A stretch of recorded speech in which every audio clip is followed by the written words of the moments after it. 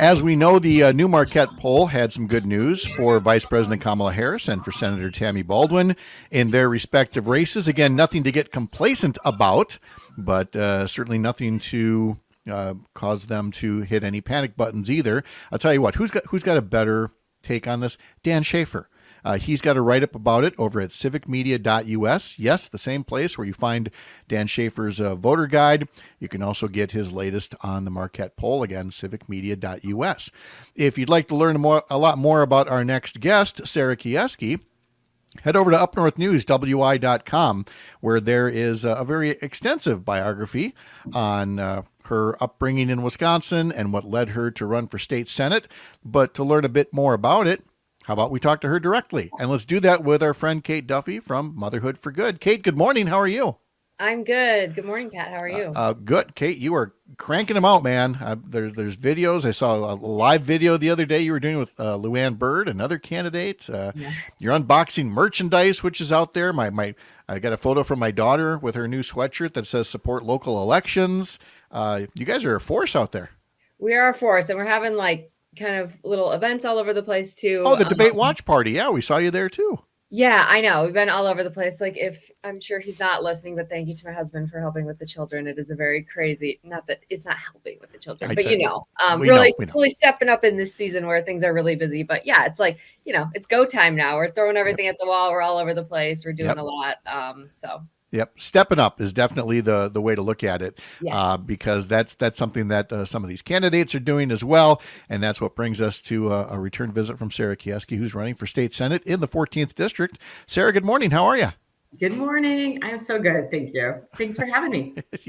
That is the look of a candidate who is very happy doing what she's doing, which, and Joe Pluff in the last half hour, same thing. Knocking on doors is actually really nice. If the weather's nice and, people are overwhelmingly nice, again, not 100%, but overwhelmingly nice. And it's good to get that out. And there's nothing in your background, Sarah, that says you wouldn't enjoy doing exactly what you're doing. No, my background is really all about service. And so I'm a mental health provider. So I started early on learning about service as a kid that grew up on a dairy farm in Cashton, Wisconsin. And that was emulated by my parents. My parents were, doing mission trips and crop walks and participating in helping other farmers if there was an injury or a need. That was just sort of the ethic that I grew up with. And so when I then pursued a career, I decided my own way to serve would be being a mental health provider. And then lo and behold, this is my new way to try to serve a greater audience, if you will, which is exciting, it's daunting, it's exhausting, and it's invigorating. Well, I like how in the article on our website, you talk about something that gave you inspiration when times were getting kind of rough out there. And it was a quote from Joan Baez, who advised, quote, "Action was the antidote to despair." Seems like pretty good words to live by in this day and age. Yeah, it was powerful for me. I was struggling personally with the downturn of civil decency with the 45th president being in power.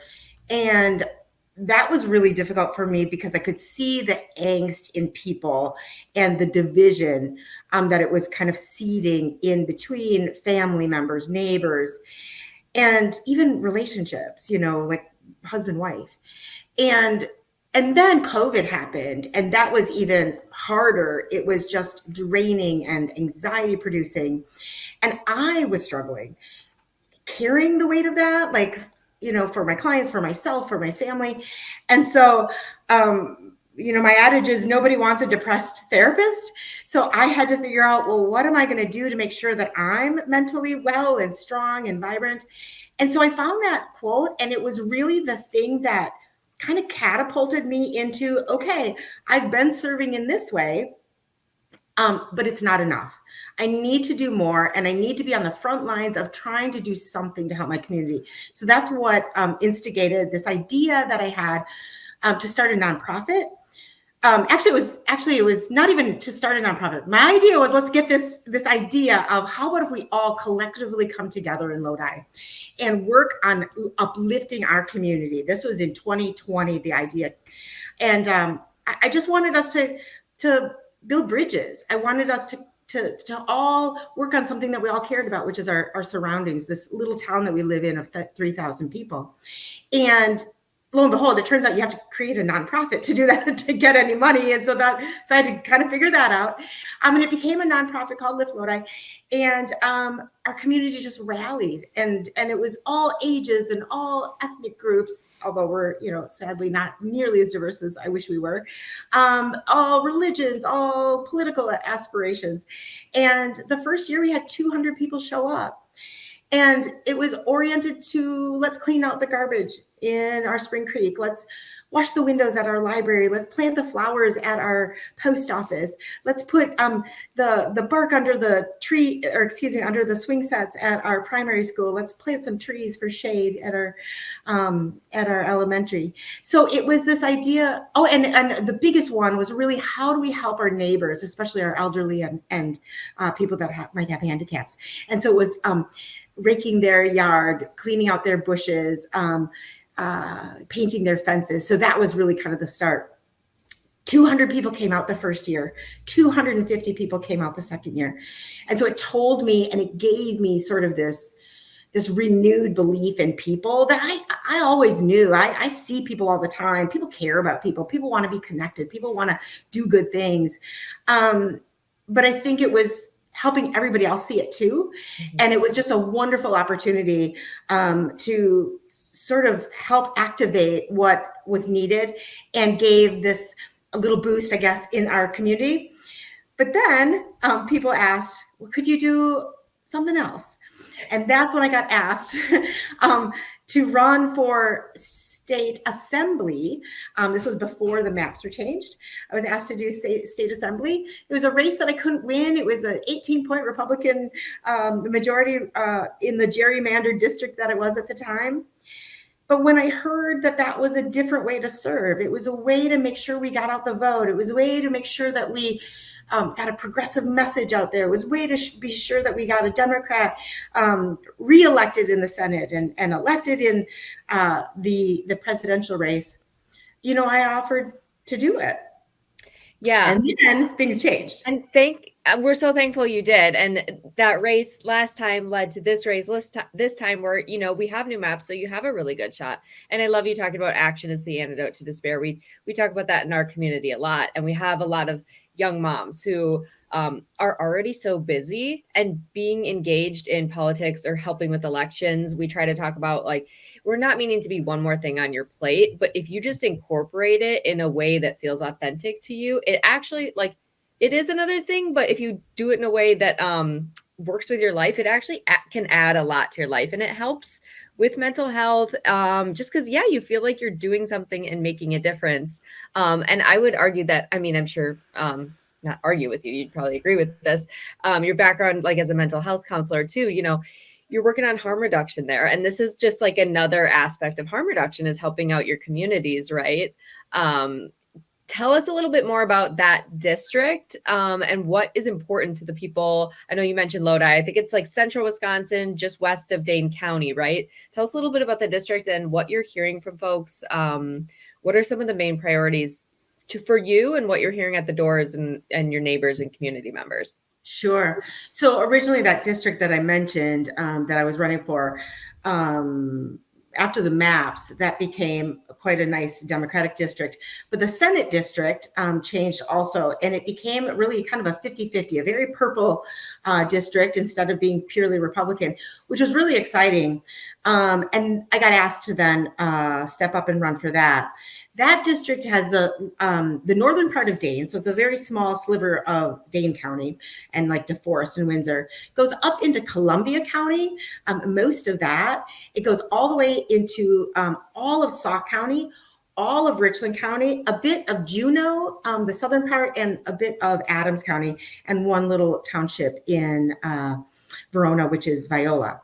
And so the thing that I've learned, and the thing that makes me so excited to work hard to represent this district, is that it is suburban but very rural.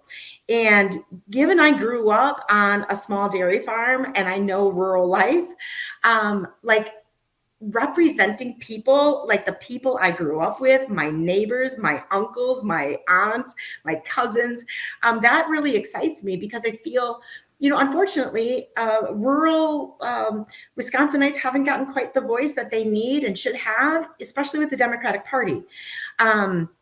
So I'm excited. What I hear is housing is a big issue, mental health on both sides of the aisle. I hear people really resonating with the fact that I'm a mental health provider and seeing the deep need to address our mental health crises. We have an overabundance, a tragedy of farmers committing suicide. And we need to make sure that we're really addressing those important issues of isolation and the economic issues. And so I think economic viability is another piece, making sure our small towns are rich and vibrant, having small businesses, having our farms, again, be supported, and our schools. I think that's the other thing, our public schools, making sure that we really have good educational opportunities and aren't having to consolidate all our small schools, but able to have like the rich uniqueness of each of these small schools that kind of builds the community, really. So those are main things that I hear on the doors. It's funny that, people think that there's a certain kind of orthodoxy in rural voters on certain issues. And yet I feel like we're seeing a change now, because people think, well, every rural voter must be all about, the Second Amendment. Well, no, they're gun owners, but they also want their kids to be safe at school. And for women who have been voting there, maybe typically Republican all their lives, they see the Dobbs decision and say, I'd rather like to control my body. They look at school spending and say, all this money goes to voucher schools. I don't have that option here in a rural area. It looks to be helping kids in the suburbs. I sense, Sarah, that we're seeing a real shifting dynamic in what you would think of as the typical rural voter. Yeah, I've got to be honest, I wasn't sure what to expect. And I was concerned too that it might be like myopic, in that way. About like maybe guns, let's say. It's not. People are really recognizing we need to do all we can, especially for the next generation. People care about their kids. People want their daughters to have choices. They want their children to not be afraid to go to school, because we're having to, consider arming teachers, which is, just devastating for most people to think that that's where we've gotten, instead of being able to say, maybe we need more gun safety instead of more people packing. They're talking about one of the things that's been really interesting too is how frustrated, and I hear this again on both sides of the aisle, how frustrated they are to see government not work, to see so much political divide, to see so much loggerhead, unwillingness to compromise, unwillingness to seek solutions, gaveling in, gaveling out, just because there's a majority of Republicans in the Senate right now and in the Assembly. They're tired of that. They're really frustrated. They're like, we're paying your salaries. You guys need to be working. And I'm like, I agree. And so there's an irritation of that, because they're out there, right, working hard, working on the farm, making sure that they're, doing their crops and their animals. And they're seeing people in politics just kind of like gavel out and like, oh, we're not going to even talk about these hard issues. They're ticked. And I'm like, yep, me too. That's one of the reasons why I'm running. Yeah. And you can, like I said, read much more about it on our website, upnorthnewswi.com. Look for the article about Sarah Keyeski and her run for state Senate from that area. Sarah, always great to catch up with you. A few minutes where you get to catch your breath before another busy day of activity. Thanks for being with us today. Thanks so much for having me. I really love being able to talk to you guys. Thank you. Good luck, Sarah. Good luck if you're watching. Yeah. Thank you. And Kate, same with you, or motherhoodforgood.com, on Instagram, on Facebook, all kinds of things happening. Just go look. We're around. Yeah. Thanks for what you're doing, Kate. Yep. These two never rest.